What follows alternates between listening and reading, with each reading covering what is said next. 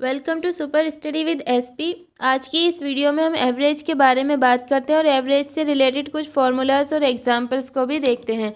First formula है average is equal to sum of different data upon number of data, यानी कि पदों का योग अपॉन पदों की संख्या। यहाँ पर हमें जो एवरेज निकालने के लिए क्या करते हैं, अगर हमें कोई अलग अलग डाटा दिया गया है तब हम उसको जोड़ लेते हैं और फिर वो जितने डाटा के नंबर्स होते हैं उन नंबर से उन्हें डिवाइड कर देते हैं।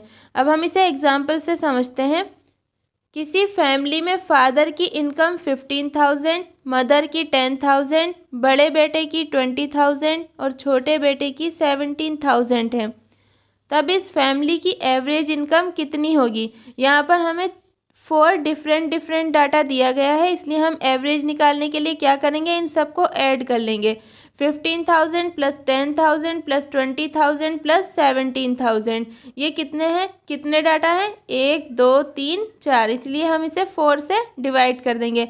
जब हम 15,000 10,000 20,000 और 17,000 को जोड़ेंगे तब हो जाएगा 62,000। अब इस 62,000 को हम 4 से डिवाइड कर देते हैं। जैसा कि हमने देखा था औसत इज इक्वल टू होता है पदों का योग, जो कि हमने यहाँ पर इन नंबर्स को जोड़ ही लिया है, अपॉन पदों की संख्या। यहाँ पर देखते हैं 1 2 3 4 है। जब हम इसे 4 से डिवाइड करते हैं तब आ जाता है 15,500। तब इस फैमिली की एवरेज इनकम कितनी हो जाएगी, 15,500। अब हम एवरेज से रिलेटेड कुछ फार्मूलाज देखते हैं। फर्स्ट है प्रथम n प्राकृतिक संख्याओं का औसत is equal to n+1 upon 2।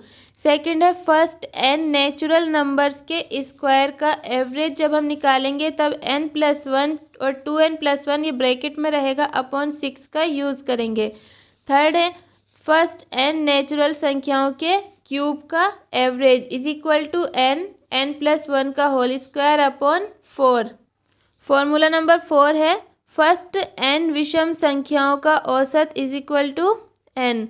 5 है n तक की विषम संख्याओं का औसत जब निकालेंगे तब निकालते हैं n+1 अपॉन 2 का यूज़ करके, और यहाँ पर क्या है, प्रथम n विषम संख्याओं का औसत, तब n हो जाता है।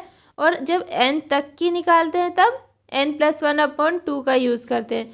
फिर है प्रथम n विषम संख्याओं के वर्गों का औसत, इसमें हम फॉर्मूला यूज़ करेंगे 2n+1 अपॉन 3।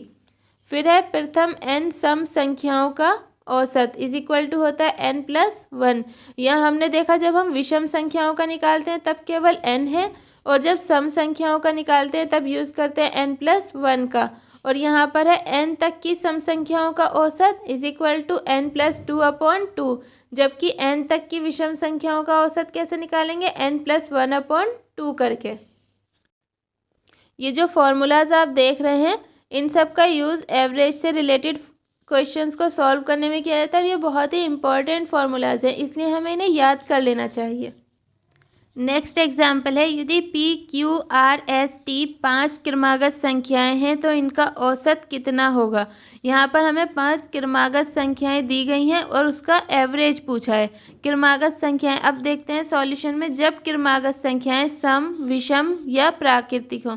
क्रमागत संख्या यानी कि अल्टरनेट, जो एक के बाद एक आए। अगर हम सम क्रमागत संख्याओं की बात करते हैं तब होता है 2 4 6 8। विषम क्रमागत संख्याओं की बात करते हैं तब होता है 1 3 5 7 9। प्राकृतिक क्रमागत संख्याओं के बारे में बात करेंगे तब आएगा 1 2 3 4 5 6 7। तो यहाँ पर कहा गया है जब क्रमागत संख्याएं सम विषम या प्राकृतिक कोई भी हों और जो पद हैं उनकी संख्या विषमो पद, यानी ये जो डाटा दिया गया है इसके बारे में बात की गई है। यहाँ पर हम देखते हैं कितना है, 1 2 3 4 5 है। तो पदों की संख्या विषम हो तब उनका जो एवरेज होगा हमेशा वो बीच वाला जो पद होगा, बीच वाला जो नंबर होगा, जो बीच का डाटा होगा वही उसका एवरेज होगा। यहाँ पर हम देखते हैं P Q R S T 5 क्रमागत संख्याएं, यानी कि क्रम से आ रही हैं ये, और ये हैं कितनी, 5 हैं, यानी कि ये विषम है। जो इन डाटाज का जो नंबर है कितने तरह का दिया गया है, 5 प्रकार का, और 5 ये विषम है।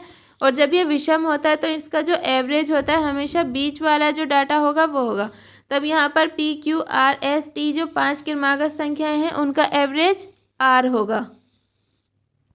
नेक्स्ट एग्जाम्पल है रमेश रोजाना सुबह को सैर करने निकलता है तथा क्रमशः सोमवार को 820 मीटर, मंगलवार को 940 मीटर, बुधवार को 780 मीटर, बृहस्पतिवार को 960 मीटर, शुक्रवार को 930 मीटर, शनिवार को 850 मीटर तथा रविवार को 880 मीटर चलता है। उसकी एवरेज डिस्टेंस के बारे में पूछा गया है। यहाँ पर इन्होंने पूरे एक वीक के बारे में बात की है और बताया कि वीक में किस किस दिन वो कितना चलता है। जैसे सोमवार को इतना, मंडे को इतना, ट्यूसडे को इतना, वेडनेसडे को इतना, थर्सडे को, फ्राइडे, सैटरडे, संडे, यानी कि पूरे वीक का डाटा दिया गया है यहाँ पर।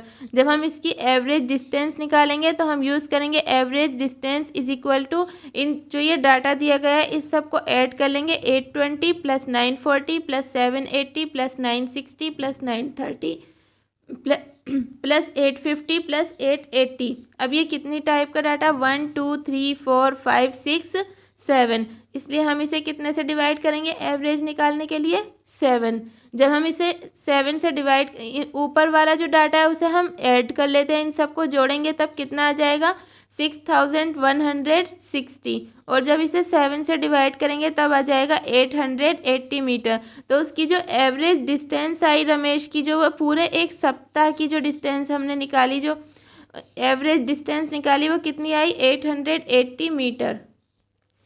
नेक्स्ट एग्जाम्पल है, श्याम ने टोटल 7 डेज में 70 रुपये के एवरेज से पैसे इकट्ठे किए। उसने फर्स्ट 3 दिन 65 रुपये के औसत से तथा लास्ट के 3 दिन 71 रुपये के औसत से धन इकट्ठा किया। तब पूछा गया है कि फोर्थ डे को उसने कितने रुपए इकट्ठे किए। यहाँ पर हम निकाल लेते हैं पहले पूरे 7 डेज में टोटल कितने पैसे उसने इकट्ठे किए। तब यह हुआ, श्याम ने 7 डेज में इकट्ठा किया गया कुल जो मनी है वो कितना हो जाएगा। तब ये 70 रुपये का औसत है। जब हम औसत को टोटल करते हैं तब जो दिन होते हैं उससे मल्टीपल कर देते हैं। यहाँ पर 7 × 70 जब हमने किया तो आ गया 490, यानी कि उसने टोटल जो पैसे कलेक्ट किए वो कितने किए, 490 रुपीज़। श्याम ने 7 दिन में टोटल कितने रुपए कलेक्ट किए, 490 रुपीज़।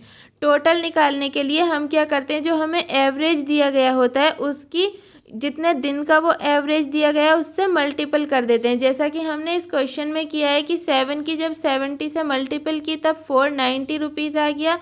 ये टोटल कलेक्ट की गई मनी आ गई है। अब अगला पॉइंट है, उसने प्रथम 3 दिन 65 रुपये के औसत से।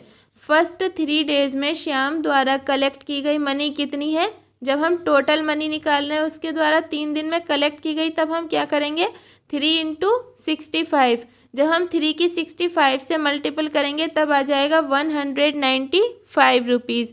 अब नेक्स्ट पॉइंट कहा गया है इस क्वेश्चन में कि अंतिम 3 दिन 71 रुपये की औसत से उसने मनी कलेक्ट की। जब हम यहाँ पर देखते हैं लास्ट 3 डेज में कलेक्ट की गई मनी कितनी होगी, तब हम जो ये एवरेज दिया गया है 71, इसको 3 से मल्टीपल कर देंगे। 3 × 71 जब हम करेंगे तब आ जाएगा 213 रुपीज़। यहाँ पर हमें इस क्वेश्चन में हमें एवरेज दिया गया था और हमने सॉल्यूशन करते हुए, क्वेश्चन को सॉल्व करते हुए इन सबको टोटल मनी निकाल ली। एवरेज से हटकर टोटल मनी निकाली। यहाँ पर पहले पूरे 7 डेज़ की, फिर फर्स्ट 3 डेज़ की, फिर लास्ट 3 डेज़ की। अब इन्होंने हमसे क्वेश्चन में पूछा है कि फोर्थ डे उसने कितनी मनी कलेक्ट की। अब हमें जब ये निकालना है कि फोर्थ डे को इकट्ठा किया गया धन, हमारे पास टोटल भी है और पहले 3 दिन का भी है, लास्ट के 3 दिन का भी है। बचा कौन सा दिन, फोर्थ डे ही बचा ना, जिसका हमें नहीं पता कि उसने फोर्थ डे को कितना कलेक्ट किया।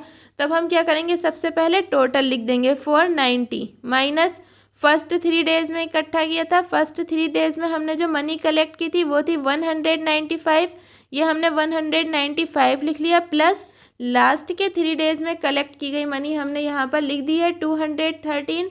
अब 490 माइनस 195 प्लस 213 को जब हम ऐड करेंगे तब आ जाएगा 408। जब हम 490 माइनस 408 करते हैं तब आ जाता है 82 रुपीज़। तो यहाँ पर क्या निकल गया, यहाँ पर ये 82 जो आया, ये आया कि उसने फोर्थ डे को उसने कितनी मनी कलेक्ट की। तब इसका आंसर आ जाएगा कि श्याम ने फोर्थ डे को 82 रुपीज़ कलेक्ट किए। इसलिए श्याम ने 4th डे को कितने रुपए कलेक्ट किए? 82। यहाँ पर हमने कैसे निकाला? एवरेज से। जो हमें एवरेज दिया गया है उसको डेज से मल्टीपल करके टोटल निकाल लिया, फिर फर्स्ट 3 डेज का टोटल निकाल दिया, फिर लास्ट के 3 डेज का टोटल निकाल दिया। इस तरह से हमारे पास 6 डेज का टोटल आ गया और 7 डेज का टोटल है ही, उससे हमने माइनस कर दिया। तब एक जो आया 82 वो कौन से दिन का आया? 4th डे का। तब 4th डे को जो मनी कलेक्ट की गई वो कितनी की गई? 82 रुपीज़ की। नेक्स्ट एग्जाम्पल है कि एक क्लास के 30 बच्चों की औसत आयु 14 ईयर है। जब उनमें टीचर की आयु भी ऐड कर दी जाती है, टीचर की आयु शामिल कर ली जाती है, तब टीचर सहित बच्चों की जो एवरेज आयु हो जाती है वो 15 ईयर हो जाती है। इस क्वेश्चन में हमसे पूछा है कि फिर टीचर की एज कितनी है। यहाँ पर भी हमें एवरेज दिया गया है। एवरेज को जब ये एवरेज हमें दिया गया है तब हम इस एवरेज से टोटल निकाल लेंगे। तब 30 बच्चों की एज का टोटल कितना आ जाएगा? 30 × 14 कर देंगे। जब हम एवरेज को टोटल नंबर से, जितने की वो एवरेज होता है, जैसे यहाँ पर ये कितने बच्चों का एवरेज है? 30 बच्चों का, और हम इसे 14 को किससे मल्टीपल करेंगे? 30 से। और अगर ये 15 बच्चों का औसत होता तब हम 14 को मल्टीपल करते 15 से। तो जितने बच्चों का औसत होता है या जितनी संख्याओं का औसत होता है, टोटल निकालने के लिए हमें उस औसत को उतनी ही संख्याओं से मल्टीपल कर देते हैं। तब यहाँ पर हम टोटल देखते हैं कि 30 बच्चों की एज का टोटल हो जाएगा 30 × 14। जब हम 30 की 14 से मल्टीपल करेंगे तब आ जाएगा 420 ईयर। ये इन 30 बच्चों की जो आयु है उनका टोटल आ गया। अगर हम इन बच्चों की जो 30 हैं उनकी आयु को जोड़ेंगे तो टोटल 420 साल हो रहे हैं, जबकि एवरेज कितना है इनका? 14 है। अब देखते हैं इसमें नेक्स्ट पॉइंट कहा गया है, जब उनमें टीचर की आयु भी शामिल कर ली जाती है, यानी टीचर की जो एज है उसको भी इंक्लूड कर लिया जाता है, तब टीचर सहित बच्चों की एवरेज आयु 15 ईयर हो जाती है। यहाँ पर हम देखते हैं कि जब टीचर को भी शामिल कर लिया जाता है तो आयु का योग, यहाँ पर हमें एवरेज दिया गया। अब ये कितने हो गए? 30 + 1 टीचर हो गया तो 31। इसलिए हम इस एवरेज को कितने से मल्टीपल करेंगे? 31 से। तब यहाँ मल्टीपल किया गया 31 × 15। 31 को जब हम 15 से गुणा करेंगे तब कितना आ जाएगा? 465 ईयर। अब इन्होंने क्या पूछा है कि टीचर की एज कितनी है। यहाँ पर हम टीचर की एज निकालेंगे, तब देखते हैं कि टीचर सहित बच्चों की एज का जो टोटल आया माइनस टीचर के बिना बच्चों की एज का जो टोटल है उससे माइनस कर देंगे। यानी कि एक बार तो हम इससे यहाँ पर टीचर सहित बच्चों की आयु है 465 और यहाँ पर केवल बच्चों की आयु निकली है 420। जब हम 465 - 420 करते हैं तब आ जाता है 45 ईयर। तो यहाँ पर टीचर की एज कितनी निकल गई? 45। तो टीचर की एज होगी 45। आपको समझ आ रहा है ना कि पहले हम एवरेज से टोटल एज निकाल लेते हैं। जैसे यहाँ पर हमने क्या, यहाँ पर 30 बच्चों की एवरेज आयु दी गई है, एवरेज एज दी गई है, उसको हमने टोटल किया, तब ये 30 × 14 करके 420 आया। फिर टीचर की एज को जब हमने इंक्लूड कर लिया तो कितने लोग हो गए? टोटल 31 हो गए। और एवरेज में कितना बढ़ गया? एक एवरेज बढ़ गया, यानी कि 31 × 14 किया 465 आया। जब हम 465 - 40 करेंगे तब कितनी जो आयु आएगी वो एक टीचर की होगी। इसको हम शॉर्ट करके एक ट्रिक से भी देख लेते हैं। ट्रिक है कि नए व्यक्ति की एज हमें निकालनी हो तब हम क्या करेंगे? नए व्यक्ति की एज = नया एवरेज प्लस पुराने लोगों की संख्या इनटू औसत में परिवर्तन। यहाँ पर हम देखते हैं कि नया एवरेज क्या हुआ। पहले एवरेज कितना था? 14 था, और जब टीचर को ऐड किया तो एवरेज कितना हुआ? 15 हुआ। तब हमने इस नया एवरेज को लिख दिया 15 प्लस पुराने लोगों की संख्या। पुराने लोगों की संख्या कितनी थी? 30 थी, तब हमने प्लस 30 कर दिया मल्टीपल औसत में परिवर्तन। यहाँ पर हम देखते हैं कि औसत में चेंजिंग कितनी हुई। यहाँ 15 ईयर है और यहाँ पर 14 ईयर है। जब हम ये 15 - 14 करेंगे तब कितना आ जाएगा? 1 आ जाएगा। अगर यहाँ पर मान लो 16 होता, वहाँ 14 होता, तो एवरेज में जो चेंजिंग होती वो 2 की होती, तब 2 से मल्टीपल कर देते। लेकिन यहाँ पर एवरेज में चेंजिंग कितने की हो रही है? 15 - 14 1 की। तब ये हो जाएगा 15 + 30 × 1। जब 30 की 1 से मल्टीपल करेंगे तब 30 ही आएगा। अब 15 + 30 = हो जाएगा 45। और इस तरह से हम शॉर्ट में भी इस क्वेश्चन को सॉल्व कर सकते हैं। और जो ये 45 है ये नए व्यक्ति की एज आ जाएगी। यहाँ पर नया व्यक्ति कौन है? टीचर। तब ये किसकी एज हो जाएगी? टीचर की। आज की इस वीडियो में इतना ही। नेक्स्ट वीडियो में हम एवरेज से रिलेटेड कुछ और एग्जाम्पल्स के बारे में बात करेंगे।